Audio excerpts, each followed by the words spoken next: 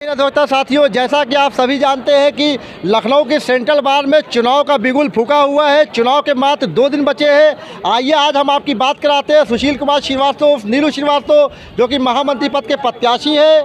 इनके क्या एजेंडे हैं, इन्होंने क्या रणनीति बना रखी है, इसी परिप्रेक्ष्य में आइए जानते हैं नीलू श्रीवास्तव जी का क्या कहना है। मंत्री जी, थैंक यू।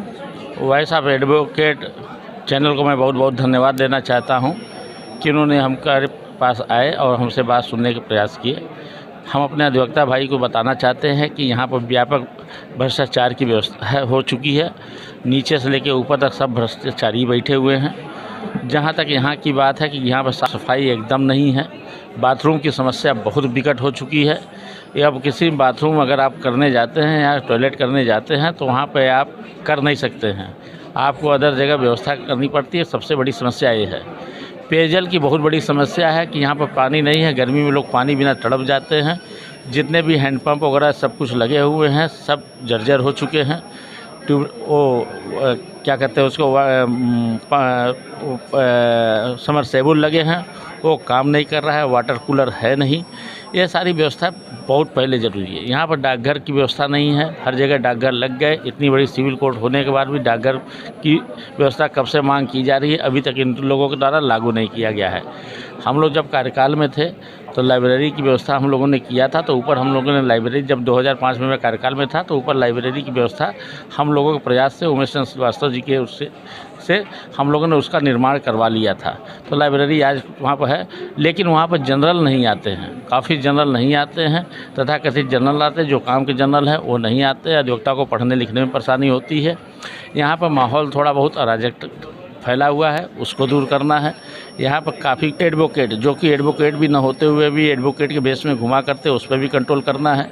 अधिवक्ताओं को समुचित सम्मान और अधिकार, जो उनकी सम्मान और अधिकार होना चाहिए, उसको भी मिले। समुचित सम्मान और अधिकार तभी मिल सकता है जब एक सशक्त नेतृत्व आवे। अच्छा मंत्री जी, नीलू श्रीवास्तव जी, आप ये बताइए कि आपका मुख्य एजेंडा क्या है। ऐसा क्या मतलब मुख्य है आपके नज़रिए से कि कैंपस में ऐसी क्या एक मतलब कमियां हैं जिसको आप दूर करना है। मुख्य रूप से ऐसी कौन सी कमी जो आपका मुख्य एजेंडा है पूरे चुनाव में? मुख्य एजेंडा ये है कि अधिवक्ताओं का कल्याण होना चाहिए। अधिवक्ताओं के लिए मेडिकल की नहीं है, एक स्ट्रेचर की व्यवस्था नहीं है। स्ट्रेचर की व्यवस्था करना, स्ट्रेचर तक से नहीं है। किसी को कभी अधिवक्ता भाई मेरे यहाँ से कैंपस से सामने बलरामपुर हॉस्पिटल जाने में ही उनकी डेथ हो जाती है, क्योंकि उनको स्ट्रेचर नहीं मिल पाता है। मेडिकल रोड पर व्यवस्था एकदम अवैधानिक रूप से लगा हुआ, पूरा रोड जाम है। ये बहुत सारी व्यवस्थाएँ हैं, इतनी अव्यवस्था फैली हुई है इस कैंपस के अंदर जिसकी आप कल्पना नहीं कर सकते हैं। आप अगर कैंपस में घूमेंगे तो कैंपस में घूमते घूमते जो कि इस कैंपस में रहेगा वो इसका दर्द जानेगा, और जो कैंपस में नहीं रहेगा उसका ये दर्द नहीं जान सकता। तो हम लोग तो दिन भर कैंपस में रहते हैं, दिन भर अधिवक्ताओं के बीच में रहते हैं, छोटे भाइयों के बीच में रहते हैं, बड़े भाइयों के बीच में रहते हैं, सीनियरों के बीच में रहते हैं, अपने समकक्ष के बीच में रहते हैं। तो उन लोग से हम लोग की बात, बहनें हैं, बहनों के लिए एक जगह व्यवस्था बनाई गई। चैम्बर की व्यवस्था नहीं है। चैम्बर भी एकदम न के बराबर है। जितने चैम्बर सब नीचे बैठे हुए हैं, और इतनी बड़ी कैंपस होने के बाद भी चैम्बर, जबकि हमारे यहाँ बहुखंडी भवन की अगर अगल बगल देखेंगे तो काफ़ी जगह है। अगर हम लोग यहाँ पर शासन प्रशासन से बात करके, जिला प्रशासन से बात करके, अपने जिला जज से बात करके कि बहुखंडी भवन जो हमारा बना हुआ है, बहुखंडी भवन के अगल बगल भी अगर खाली लिंटर डलवा दिया जाए, लिंटर डलवाने के ऊपर अगर एक नीचे जो जैसा स्थिति है वो बनी रहे, उसके ऊपर भी अगर 2 मंजिला चैम्बर बना, तो काफ़ी लोगों, अधिवक्ताओं के जितने वकील हैं जिनको बैठने की समस्या नहीं है, लोग नाले पर बैठ रहे हैं, रोड पर बैठ रहे हैं, रोड पर करके बैठे, तो ये सारी समस्याएं दूर हो जाए, लेकिन सकारात्मक होना चाहिए। कि आप हमारे मंच के माध्यम से मतदाताओं से अपील भी कर सकते हैं, मतदाताओं से अपनी कही हुई बातों पे वादा भी कर सकते हैं, और ये वादा इस तरह का होगा कि ये हम रिकॉर्ड में रखेंगे। जब आप महामंत्री पद पर चयनित हो जाएंगे तो हम आपके वादे आपको याद दिलाने के लिए पुनः आपके सामने उपस्थित होंगे।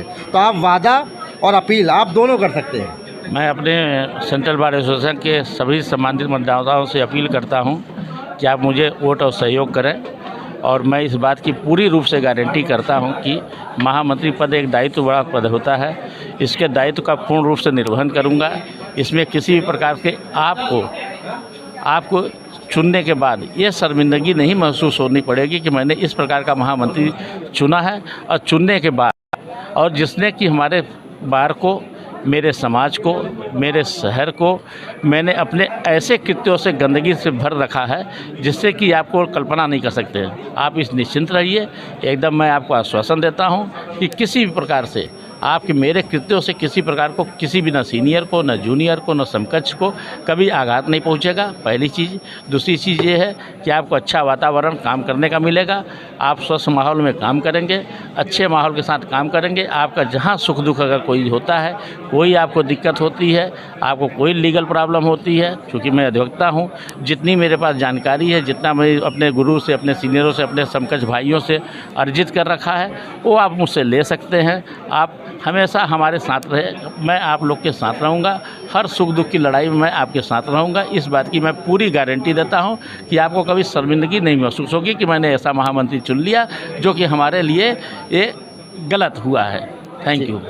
तो आपने देखा कि महामंत्री पद के प्रत्याशी सुशील कुमार श्रीवास्तव नीलू जी ने हमारे मंच के माध्यम से मतदाताओं से अपील किया है और वचन दिया है कि जब ये महामंत्री पद का चुनाव जीत जाएंगे या नहीं जीतेंगे, जिस तरह का भी समीकरण होगा, अब तय आपको करना है बतौर मतदाता कि आपको नीलू श्रीवास्तव जी बतौर महामंत्री कैसे लगेंगे या अन्य कोई विकल्प आपके सामने होगा। जय हिंद, जय अधिवक्ता समाज।